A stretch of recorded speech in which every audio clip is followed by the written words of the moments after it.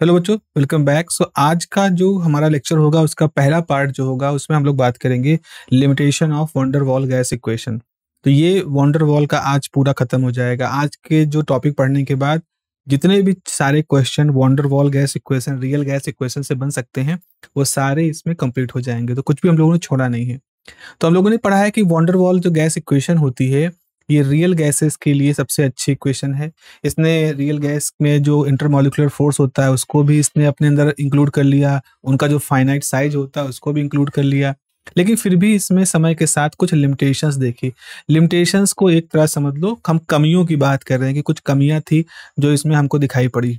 जैसे wonder wall की जो थ्योरी है वो कहती है कि ए और बी जो होते हैं वो कांस्टेंट होते हैं। ठीक है, हम लोगों ने क्या पढ़ा है कि ए और बी वंडर वॉल कांस्टेंट है जो अलग अलग गैसों के लिए अलग अलग होते हैं, लेकिन एक ही गैस के लिए अलग अलग टेम्परेचर पे सेम होगा।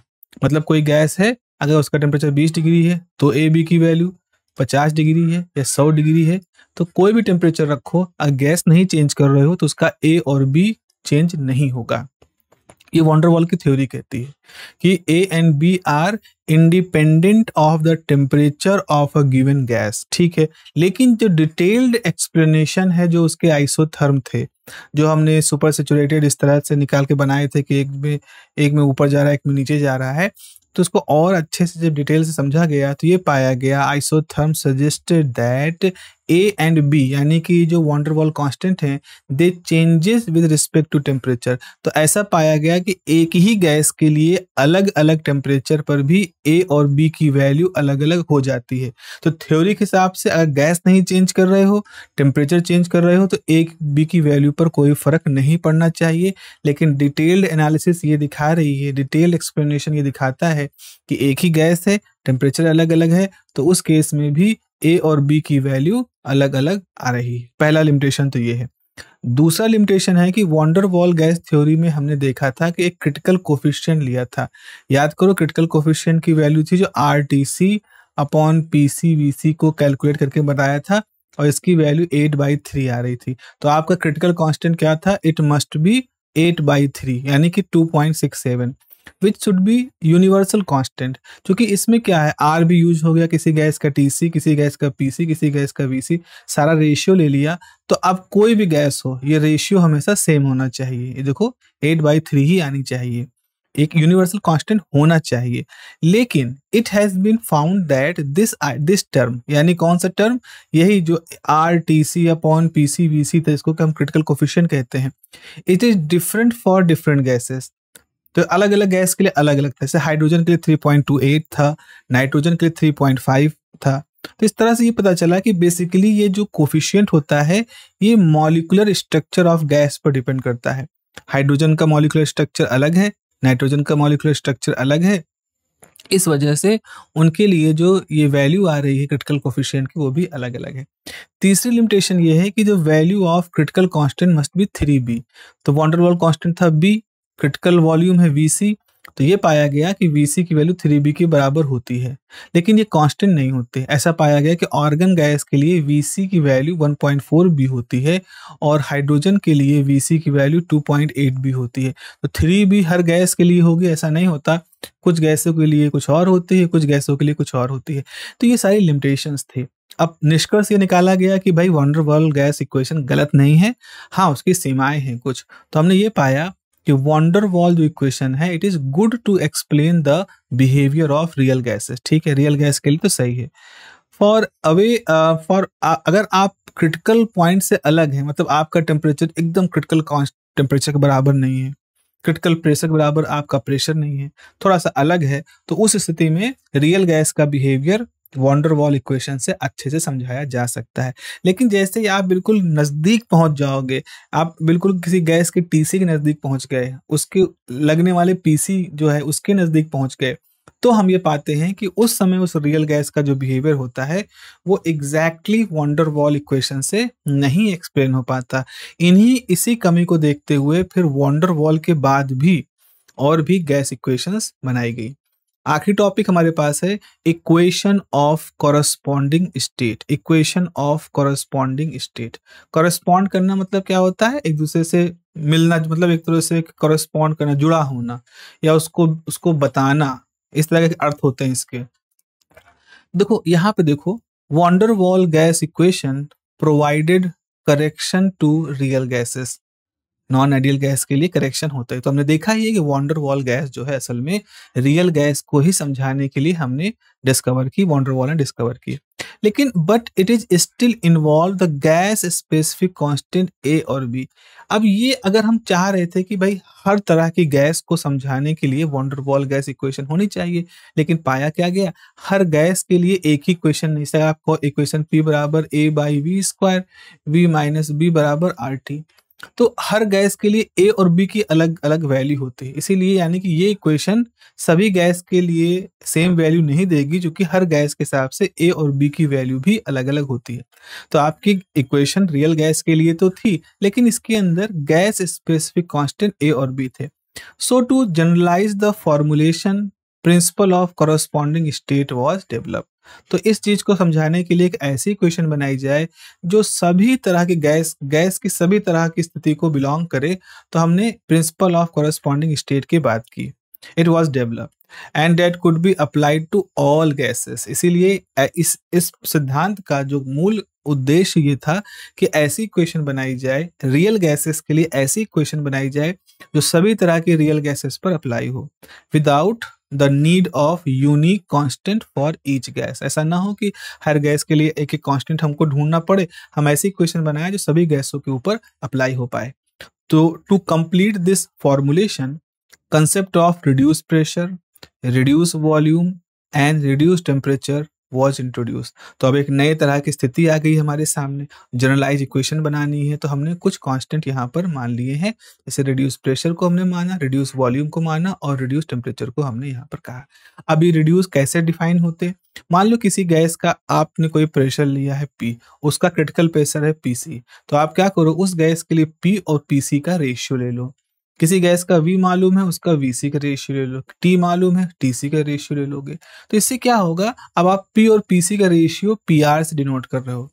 आप कहोगे सर ऐसा कैसे हो सकता है कि PR क्या है, प्रेशर तो होगा नहीं, क्योंकि उसका तो डायमेंशन कुछ नहीं होगा।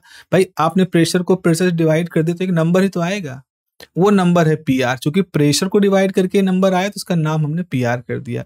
वॉल्यूम को डिवाइड करके आया तो VR कर दिया, टेम्परेचर को डिवाइड करके आया TR कर दिया। तो वास्तव में जो PR है, VR है और TR है, ये डायमेंशनलेस एक तरह की क्वांटिटी हो गई है। So if all fluid compared at same PC, VC, TC, they show similar behavior, or say the behavior of gas is corresponding when compared under the standardized condition। ये जो पैरामीटर्स हैं, इनको इंट्रोड्यूस करके हमने क्या उपलब्धि हासिल कर ली, हमने कुछ ऐसे डायमेंशनलेस पैरामीटर डाल दिए जो किसी गैस के T और TC के लिए बराबर होते हैं। तो अगर हमारे लिए किसी गैस के लिए इनमें इसका रेशियो, इनका रेशियो, इनका रेशियो सेम है, यानी PR और VR और TR की वैल्यू सेम है, तो हम एक ऐसी अवस्था को बिलोंग करेंगे जिसको हम स्टैंडर्ड कंडीशन कहेंगे। तो वही आपने लिखा है कि अगर आपके PR, VR, TR होना चाहिए। इसको मैं ठीक कर दूंगा। So if fluid compare at PR, VR and TR, भाई हर गैस का प्रेशर अलग है, उसका क्रिटिकल प्रेशर अलग है, लेकिन उसका रेशियो तो सेम हो सकता है ना। ऐसा एडजस्ट करें हम प्रेशर को कि हर गैस के लिए P बाई PC यानी PR की वैल्यू, VR की वैल्यू और TR की वैल्यू सेम हो। So they show similar behaviour और से behaviour of gas is corresponding when compared under the standardised condition. तो इसकी फिलॉसफी समझो। फिलॉसफी ये है कि हर गैस का PC, VC, TC अलग है, ठीक है, लेकिन हमने हर गैस के लिए P बाई PC की वैल्यू सेम कर दी, V बाई VC की वैल्यू सेम करके, T बाई TC की वैल्यू सेम करके हमने नए टर्म डिफाइन कर दिए PR, VR, CR, TR। अब आप ऐसा करो, आपके पास 5 तरह की गैसें हैं, 5 गैसों के लिए P और PC की वैल्यू ऐसे सेट करो कि पांचों गैस के लिए PR, VR और TR सेम आ जाए। तो ऐसी अवस्था रखने का फायदा क्या होगा, ये ऐसी अवस्थाएं होंगी जब उन पांचों गैस का बिहेवियर, पांचों रियल गैस का बिहेवियर एक ही जैसे गुण दिखाएगा, एक ही चीज को बिलोंग करेगा, एक ही चीज को, एक ही तरह के ट्रेंड को कॉरेस्पॉन्ड करेगा।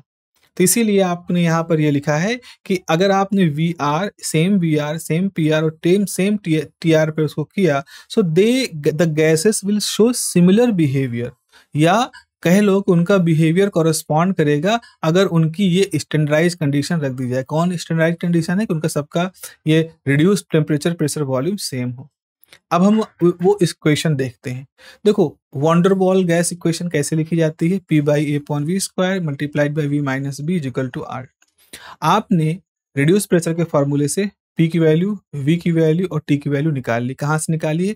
आप देखो यहाँ से अगर आपको P निकालना हो तो आपको P R P C multiply कर दो, V निकालना हो तो V R V C multiply कर दो, T निकालना हो तो T R T C multiply कर दो। ठीक है, तो आपने वैल्यू रख दी है P की जगह पर, यहाँ P की जगह पर पी आर पी सी, यहाँ V की जगह पे वी आर वी सी, यहाँ V की जगह पे वी आर वी सी, यहाँ T की जगह पर टी आर टी सी।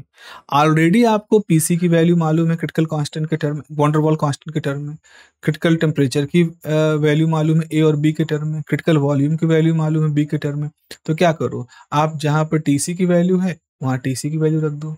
ठीक है, जहाँ PC की वैल्यू वहाँ PC की वैल्यू रख दो, जहाँ VC की वैल्यू है वहाँ आप जाकर के VC की वैल्यू रख दोगे। आपने रख दिया, इसको आप थोड़ा अपने पेन पेंसिल पे करके देखिएगा क्या कर रहे हो। उसके बाद आप पाओगे कि यहाँ पर अगर a अपॉन 27b को हम कॉमन ले लें, या a अपॉन 27b स्क्वायर इस पूरे टर्म को कॉमन ले लें, बाहर निकाल दें, तो यहाँ से भी a अपॉन बी स्क्वायर निकल आएगा कि 9 है। तो अगर 3 से मल्टीप्लाई कर दो, यहाँ 3 से मल्टीप्लाई कर दो, 9 3 27 हो जाएगा।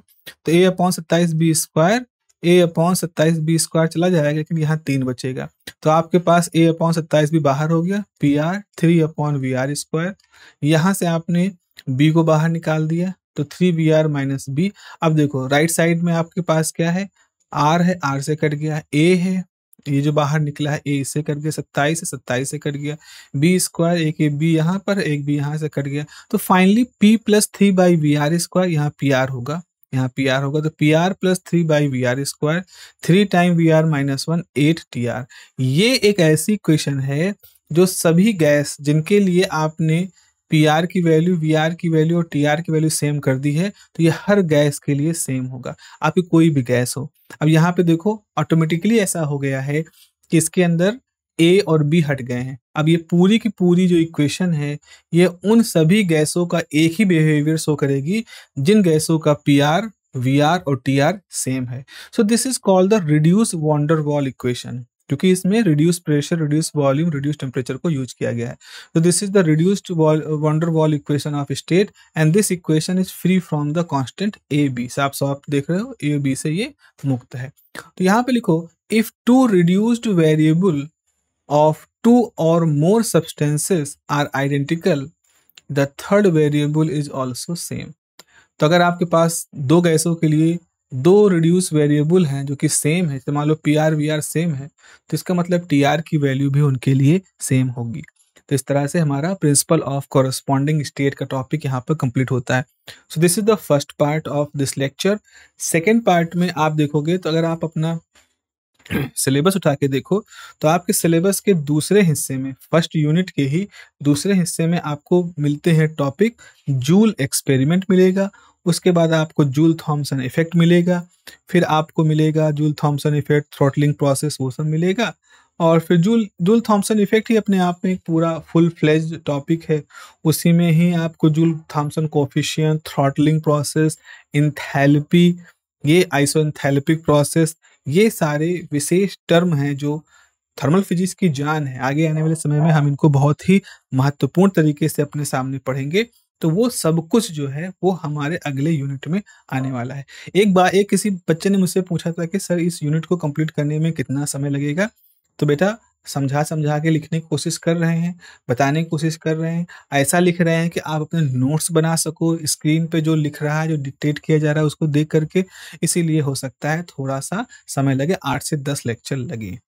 लेकिन जब एग्ज़ाम आएगा, तो जब एग्ज़ाम आने वाले होगा तो हम कोशिश करेंगे कि 1-1.5 घंटे का या जो भी समय लगे उसमें एक वन शॉट वीडियो आपको बना के दे दिया जाए।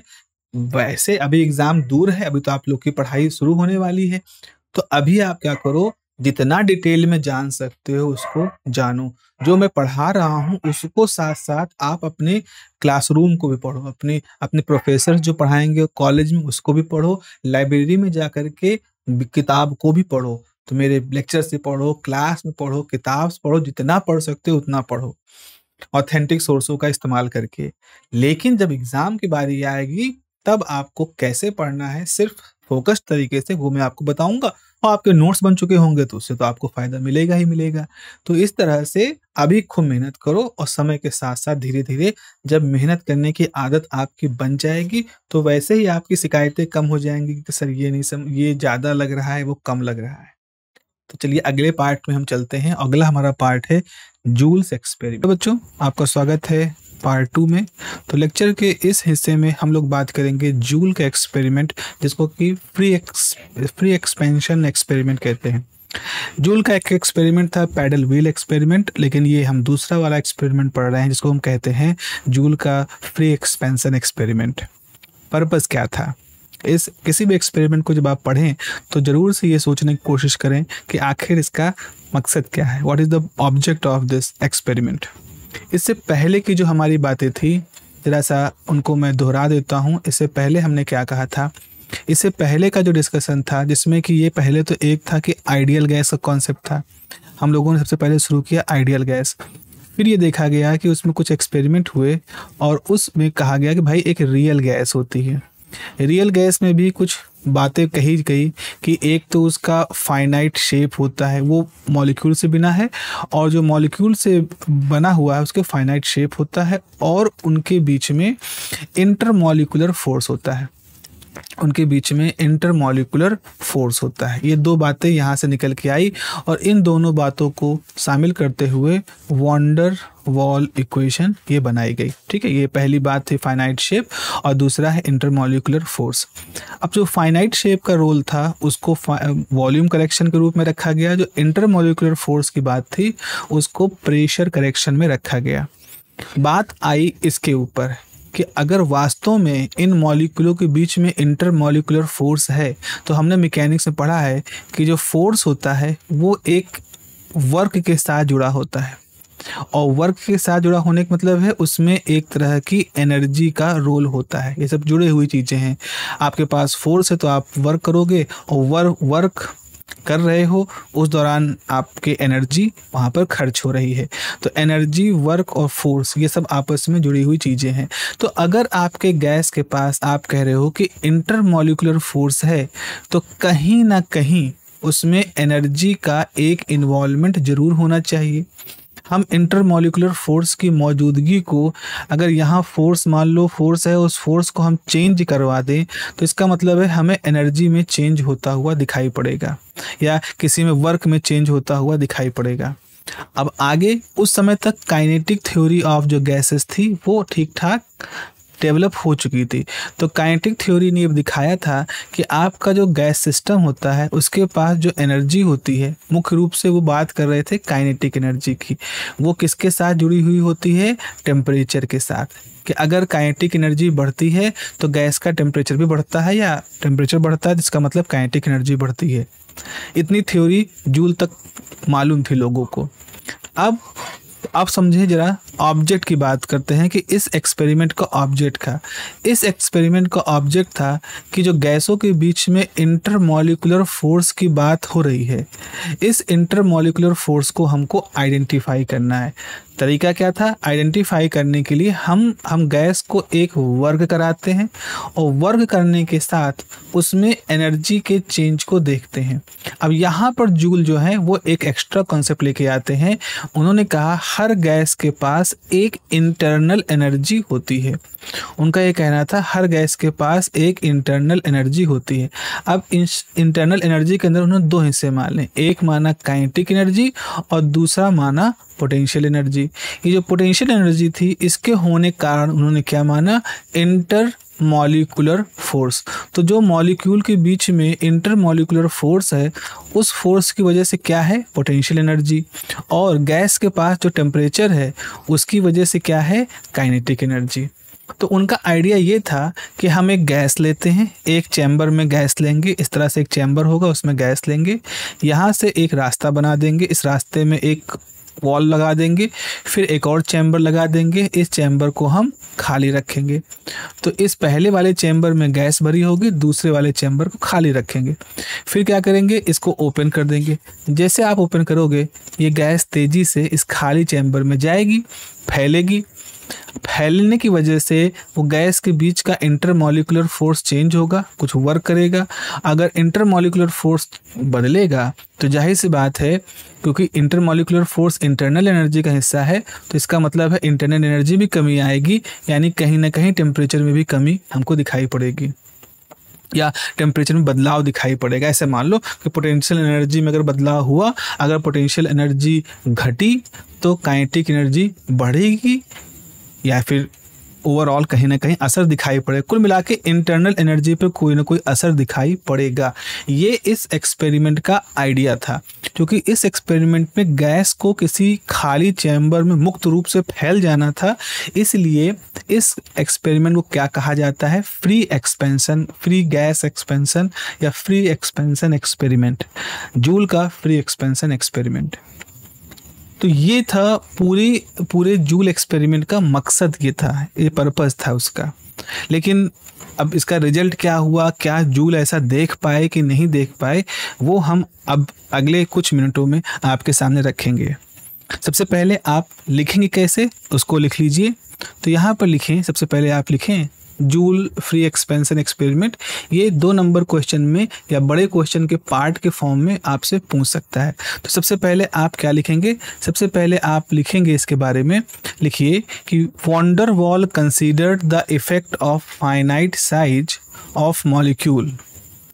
Wander Waals considered the effect of finite size of gas molecule, finite size of gas molecules and presence of intermolecular force and presence of intermolecular force between the gas molecules। किसके बीच में, between the gas molecules। इतना तो van der Waals ने माना ही था कि एक gas molecules का अपना एक फाइनाइट साइज होता है और उनके बीच में एक इंटरमॉलिक्यूलर फोर्स भी एग्जिस्ट करता है। अब यहाँ पे लिखा है, अब इसको लिखें टू कन्फर्म, टू, अब इस बात को सुनिश्चित करना है ना, टू कन्फर्म दिस अजम्पशन। अब ये चीज़ एक तरह से उनके सामने एक तर्क के रूप में ही थी। अजम्पशन मतलब एक तरह से समझ लो कि हमने सोच लिया है, ऐसा नहीं कुछ भी मनगढ़ंत सोच लिया है, मतलब कुछ आधार पे कुछ सोच, कुछ ऐसा एक्सपेरिमेंटल कन्फर्मेशन के साथ कुछ क्लू हमको मिला। To confirm this assumption Joule suggested, Joule क्या कहते हैं, फिर जूल कहते हैं, Joule suggested to confirm this assumption, Joule suggested, अब क्या सजेस्ट लिखा है, इन्वर्टेड कॉमा में लिखोगे, if intermolecular force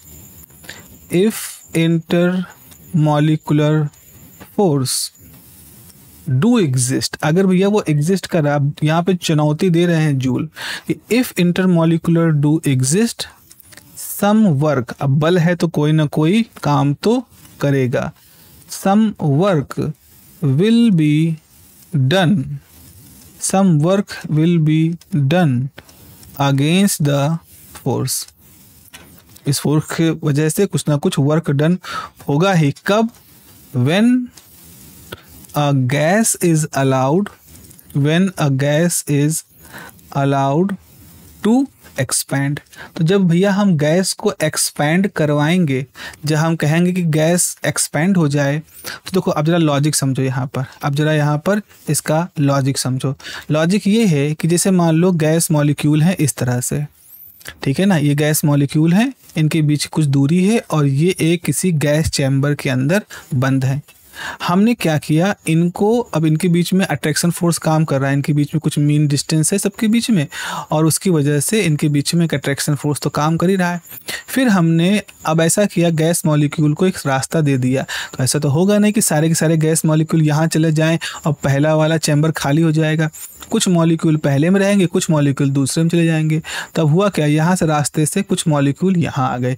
अब यहाँ रास्ता अब वॉल्यूम बढ़ गया ना, तो वॉल्यूम बढ़ जाने से अब ये मॉलिक्यूल दूर दूर हो जाएंगे। अब दूर दूर होने में इनको कुछ ना कुछ काम तो करना पड़ेगा, क्योंकि हमने कहा इंटरमॉलिक्यूलर अट्रैक्शन फोर्स है। तो अब दूर जाने का मतलब अट्रैक्शन से खिलाफ जाएंगे। अट्रैक्शन का मतलब होता है पास लाना, लेकिन चूंकि यहाँ पर प्रेशर कम हो गया, वॉल्यूम बढ़ गया, तो प्रेशर कम हो गया, तो मॉलिक्यूल अब दूर दूर हो जाएंगे। तो ऐसा होने में कुछ ना कुछ वर्क डन तो होगा ही। तो वही लिखा है, if intermolecular force do exist, some work will be done against the force. मतलब ये अट्रैक्शन फोर्स है, उसको दूर हो जाने की वजह से उसके उल्टा कोई फोर्स होगा।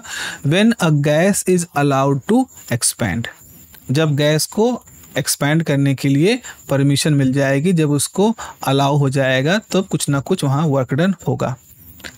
अब यहाँ पे लिखो एज दिस, अब ये जो वर्क डन होगा, as this work done is at the expense, ये वर्क डन के लिए खर्चा कौन देगा, इस this work done is at the expense of internal energy, this work done is at the expense of internal energy of gas, so the temperature, क्योंकि kinetic theory कहती थी कि जो टेम्परेचर है वो इंटरनल एनर्जी से जुड़ा हुआ है। सो the temperature should drop, so the temperature should drop and cooling effect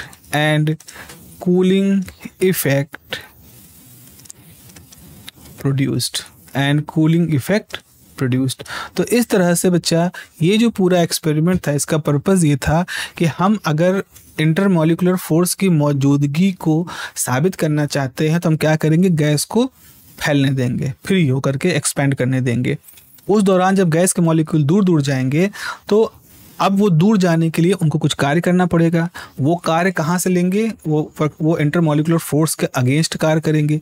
अब जब कार्य करेंगे तो ऊर्जा खर्च होगी, तो गैस की अपनी खुद की इंटरनल एनर्जी ही ये काम करने में ऊर्जा लगाएगी, तो वो कम होगी, क्योंकि law of conservation of energy कहता है कि भाई वो एनर्जी प्रोड्यूस तो होगी नहीं, तो वो अगर वो इन्वॉल्व हो रही है वर्क डन में, तो उसमें कन्वर्ट हो जाएगी। इससे गैस की इंटरनल एनर्जी में कमी आएगी, और इंटरनल एनर्जी के साथ टेम्परेचर जुड़ा हुआ है, तो टेम्परेचर भी कम हो जाएगा। तो कुल मिला के वो ये उम्मीद कर रहे थे कि जब फ्री एक्सपेंशन होगा, तो आपका जो एक्सपेरिमेंट में जो गैस है वो ठंडी हो जाएगी जब वो फैलेगी। ये मकसद था। हुआ क्या, ये सब नहीं हुआ, मतलब जो ये सोच रहे थे ये नहीं हुआ। तो सबसे पहले तो हम एक्सपेरिमेंटल सेटअप बना लेते हैं। तो अब आपके पास एक डायग्राम मैं यहाँ पे बना रहा हूँ, जिसमें मैं बताऊंगा कि एक्सपेरिमेंटल सेटअप कैसे था। एक्सपेरिमेंटल सेटअप में कुछ ऐसा था कि पहले तो एक पानी का टब लिया गया, वाटर बाथ जिसको कहते हैं, वाटर बाथ इसके अंदर लिया गया।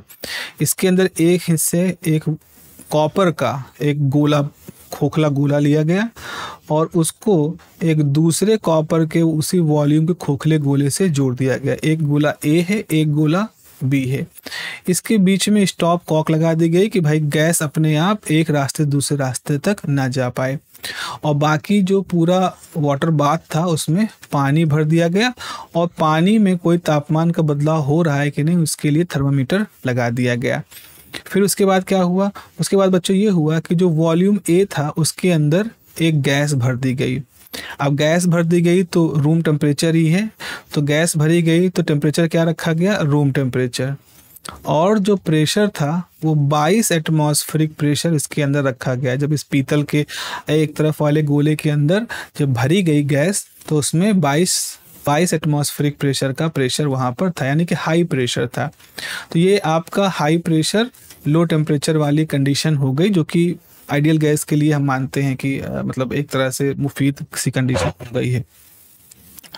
अब क्या हुआ, अब जूल ने क्या किया, तो यहाँ उन्होंने इंटरमॉलिक्यूलर फोर्स को प्रेजेंट करने के लिए 2 पार्ट में पूरा एक्सपेरिमेंट कंफर्म किया।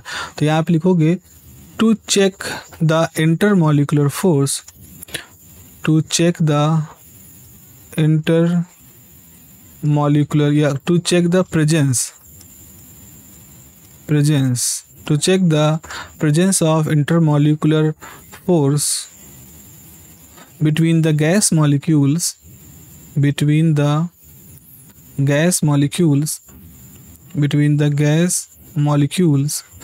Joule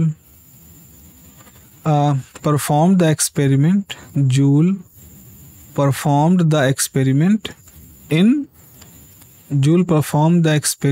in two parts, दो हिस्सों में वो अपना प्रयोग पूरा करते हैं। पहला पार्ट क्या था? पहले पार्ट में उन्होंने क्या किया कि जो वेसल था, वेसल मतलब ये जो खोखले गोले हैं ए और बी, इनको स्टॉप कॉक से कनेक्ट कर दिया। वेसल ए जो था उसमें हवा भर दी गई 22 एटमॉस्फेरिक प्रेशर पर, और वेसल बी को खाली रखा गया, एम्प्टी था। उसके बाद इस पूरे अरेंजमेंट को पानी से भरे हुए एक बाथ के अंदर रख दिया गया, पानी के एक टब के अंदर रख दिया गया, जिसमें कि एक थर्मामीटर लगा हुआ था ताकि टेम्परेचर के बदलाव को नोट कर सके। अब उन्होंने क्या किया, इस स्टॉप वाले को, ढक्कन को एक तरह से जो यहाँ पे नल स्विच लगा था उसको ओपन कर दिया। जैसे ओपन किया तो गैस तेजी से एक्सपैंड करना शुरू करी बी में। जब गैस एक्सपेंड करना शुरू कर गई तो थोड़ी देर बाद क्या हुआ, जितनी डेंसिटी ए पार्ट में थी उतनी ही डेंसिटी बी पार्ट में भी चली गई, एक इक्विलिब्रियम आ गया। लेकिन जब ये सब कुछ हो रहा था तो कोई भी टेम्परेचर के अंदर बदलाव नहीं हुआ, मतलब इस थर्मामीटर के अंदर किसी तरह के टेम्परेचर का कोई भी बदलाव नहीं देखा गया। तो इससे ये निष्कर्ष निकाला गया कि भाई जब गैस फ्री एक्सपेंड करती है तो उस दौरान टेम्परेचर में कोई चेंज नहीं होता। अब टेम्परेचर में कोई चेंज ना होने का मतलब क्या है, काइनेटिक एनर्जी, कोई वर्क डन नहीं किया जा रहा है, किसी तरह कोई वर्क डन नहीं हो रहा है, इसीलिए एनर्जी कहीं खर्च नहीं हो रही, इसीलिए जो टेम्परेचर पहले था वही टेम्परेचर आपका बाद में हो रहा है। ये एक तरीका था, ठीक है। तो इस तरह से दूसरे, अब मतलब एक तरह से कह लो कि ये जो पूरा एक्सपेरिमेंट था, इस पूरे एक्सपेरिमेंट के दौरान टेम्परेचर का बदलाव ना दिखना, ये एक, अब दूसरी बार ऐसा भी किया कि बी से ए में एक्सपेंड किया, मतलब स्टॉप कॉक बेसल सेपरेट किया वाटर बाथ में, लेकिन ये देखा गया कि कोई भी हीट का आदान प्रदान नहीं होता, कोई भी आदान प्रदान नहीं होता, हीट का किस तरह का चेंज नहीं होता। तो यहाँ पे लिखा to check the in two part ना लिखें, हम एक ही पार्ट में माने क्योंकि उसी चीज़ को था। तो Joule perform the experiment as, ऐसे लिखें, Joule perform the experiment as. तो अब यहाँ पे लिखोगे ही कंसीडर्ड टू वेसल्स, इसको हम वेसल्स कहते हैं। He considered two vessels A and B, दो वेसल उन्होंने लिए, connected two vessels connected by stopcock, ठीक है। उसके बाद फिर क्या लिखोगे, vessel A is filled with, vessel A किससे भरा था, vessel A is filled with air at room temperature, वही जो पानी का टेम्परेचर था, at room temperature and 22 atmospheric pressure, ठीक है। तो उसका रूम टेम्परेचर पे था और 22 एटमॉस्फेरिक प्रेशर उसका रखा गया था। While vessel B is empty, जबकि वेसल बी जो था भाई वो एम्प्टी था। बहुत अच्छी बात है। फिर क्या हुआ आगे, उन्होंने क्या किया, दिस कंप्लीट अरेंजमेंट, ये जो पूरा वेसल का था, this complete arrangement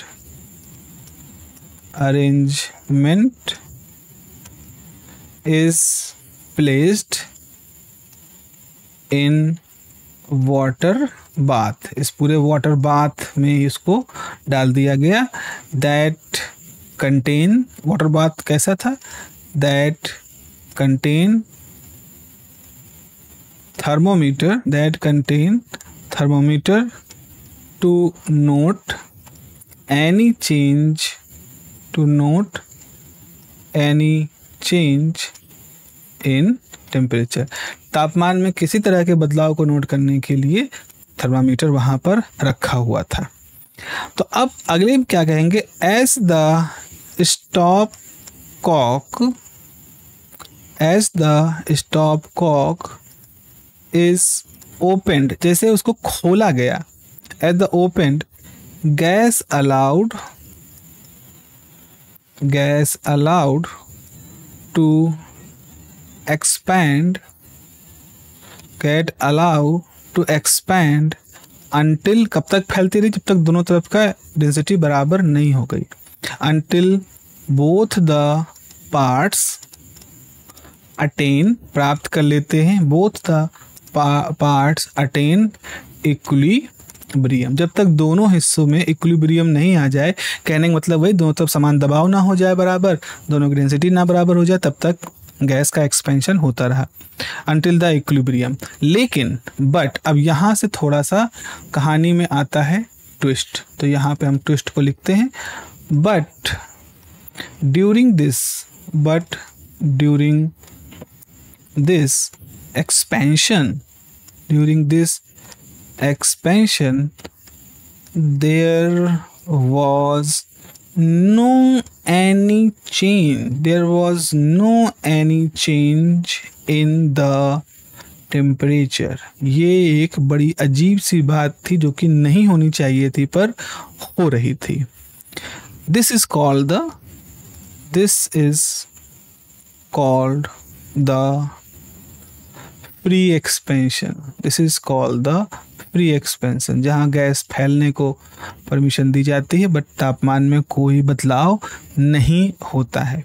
and joule concluded that, अब इसे जूल क्या फैसला निकालते हैं, and joule concluded that, joule इससे क्या निष्कर्ष निकालते हैं, तो निष्कर्ष ये होता है कि perfect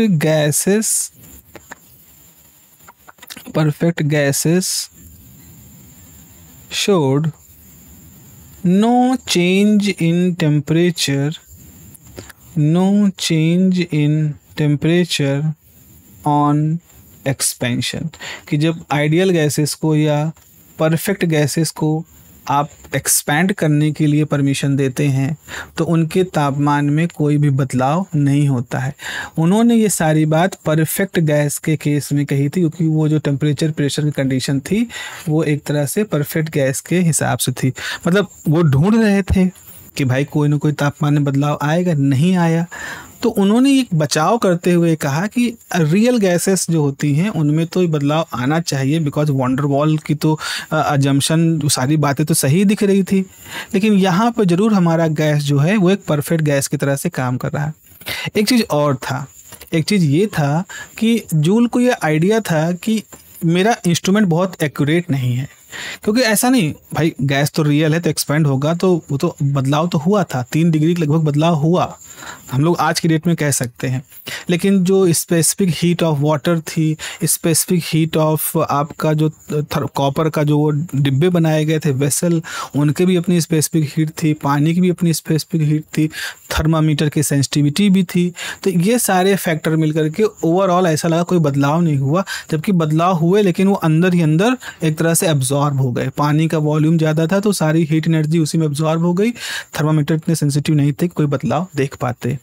ये आइडिया जूल को भी था, लेकिन फिलहाल के लिए जूल ने कहा कि अगर परफेक्ट गैस आप कहोगे तो परफेक्ट गैस में एक्सपेंशन होने पर किसी तरह के तापमान में बदलाव नहीं होते हैं। तो यहाँ पर हम लिख सकते हैं कि जूल्स एक्सपेरिमेंट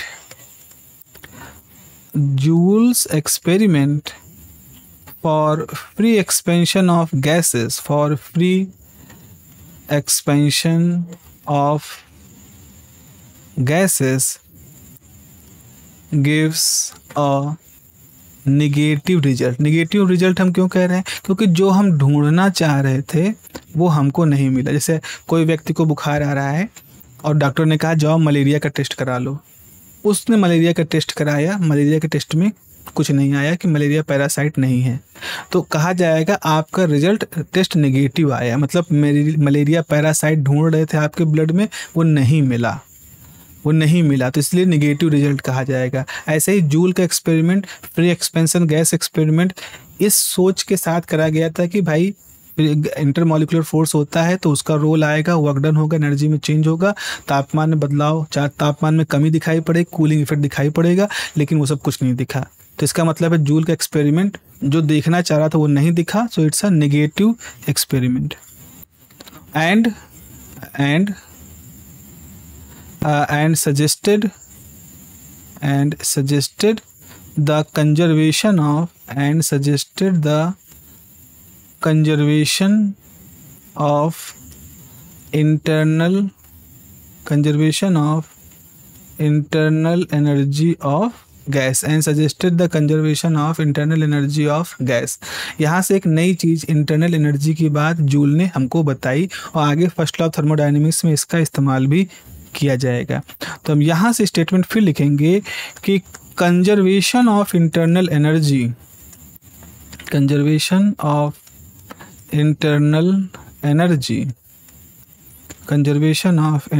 एनर्जी इंडिकेटेड, क्या इंडिकेटेड करता है? Indicated non existence of intermolecular force. तो एक तरह से जूल का एक्सपेरिमेंट हमको बिल्कुल अजीब तरह का रिजल्ट यहाँ पे देता है, जो कि वंडर वॉल के उस अजम्पशन को बहुत अच्छे तरीके से नहीं लागू करते।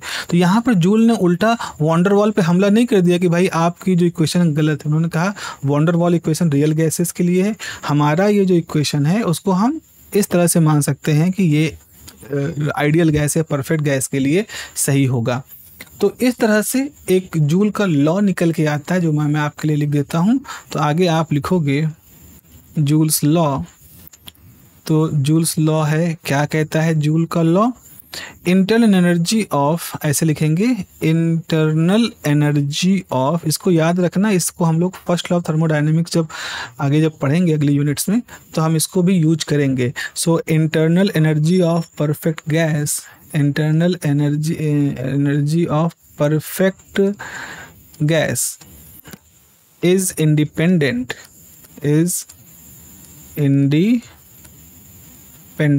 so internal energy of perfect gas is independent of volume, क्योंकि देखो एक वेसल से फैल के दूसरे वेसल में चला गया, कोई बदलाव नहीं हुआ, at constant temperature and pressure।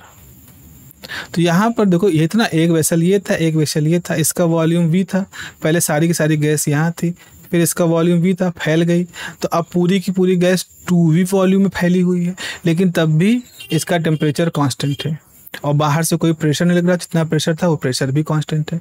इसका मतलब है कि जो भी इसकी इंटरनल एनर्जी थी उसका जो भी चेंज था वो वॉल्यूम के चेंज से कुछ नहीं फर्क पड़ा, वो कोई चेंज नहीं हुआ, यानी कि वॉल्यूम के साथ इंटरनल एनर्जी का चेंज नहीं होता।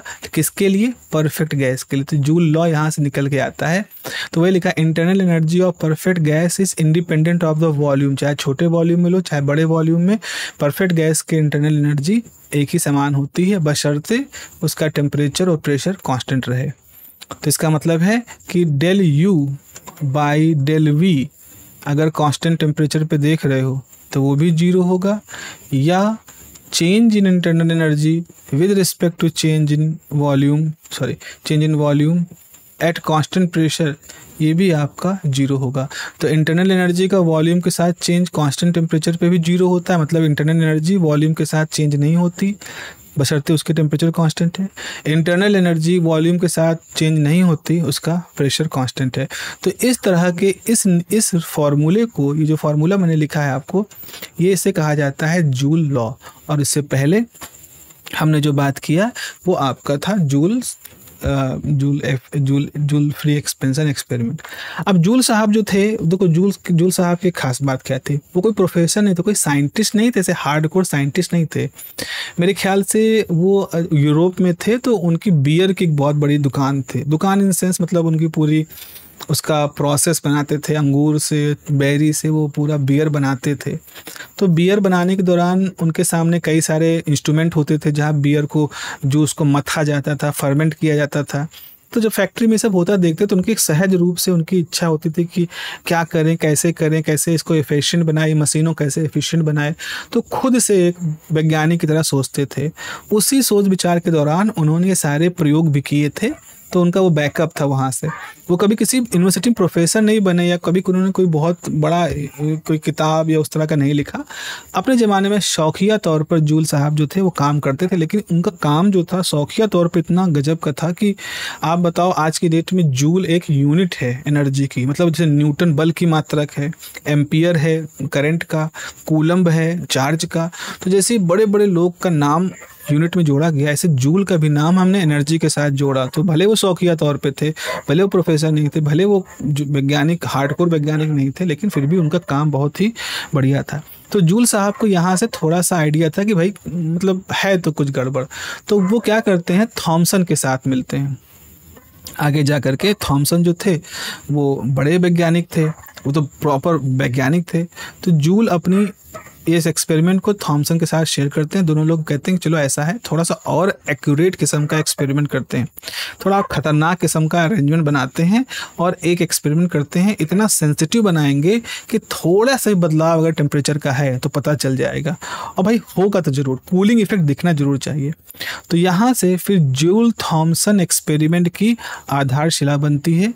और जूल थॉमसन एक्सपेरिमेंट जब देखा गया तो सच में उसमें कूलिंग इफेक्ट देखा गया। तो जिस इफेक्ट को जूल मिस कर रहे थे उसको कूलिंग इफेक्ट देखा गया। लेकिन एक और आश्चर्यजनक बात हुई, उसमें एक खास तरह की गैसों के साथ में हीटिंग इफेक्ट भी देखा गया। मतलब गैस एक्सपैंड करेंगे तो कूल होंगी, बिल्कुल वो दिखने लगा, पहले वाले हिसाब में नहीं दिख रहा था। लेकिन ये भी देखा गया कुछ गैसों को जब एक्सपैंड करते हैं तो हीट भी हो जाती है। अब ये जूल थॉमसन इफेक्ट एक नई चीज़ आ गई कि यहाँ हीटिंग भी होती है। कूलिंग को देख लिया, उसके तो बात जूल पहले से ही कह रहे थे, लेकिन हीटिंग का दिखना एक नए तरह की बात हो गई। अब एक स्थिति में कूलिंग दिखता है मतलब ठंडा हो जाती है गैस, एक स्थिति में हीटिंग दिखता है मतलब गैस हीट हो जाती है। तो इसके बीच में एक बाउंड्री होती है, बाउंड्री के एक तरफ कूलिंग इफेक्ट, बाउंड्री के एक तरफ हीटिंग इफेक्ट। और ये जो बाउंड्री होती है इसको इन्वर्ट होने वाली बाउंड्री कहते हैं। मतलब कुछ पैरामीटर अगर इस बाउंड्री से लेफ्ट में रहेंगे तो कूलिंग इफेक्ट दिखाई पड़ेगा, और अगर वो पैरामीटर इस वैल्यू से ज़्यादा हो गए तो हीटिंग इफेक्ट दिखाई देना शुरू हो जाएगा। और ये जो पैरामीटर है, याद करो हमने अपने शुरुआती लेक्चर में ग्रीन बोर्ड पे जो मैंने बताया था, शायद दूसरा लेक्चर था, उसमें मैंने बताया था कि एक क्रिटिकल टेम्परेचर होता है, एक बॉयल टेम्परेचर होता है और एक टेम्परेचर ऑफ इन्वर्जन होता है।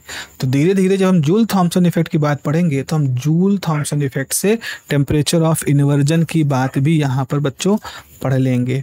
तो इस तरह से हमारा वो पूरा प्रोसेस कंप्लीट हो जाएगा। हमारा पूरा वो जो सोचने का चक्र था, आइडियल गैस से रियल गैस से वॉन्डर वॉल से joule free expansion, joule free expansion से जूल थॉमसन इफेक्ट, और उसके बाद से टेम्परेचर ऑफ इन्वर्जन, यहाँ तक का पूरा प्रोसेस कंप्लीट हो जाएगा।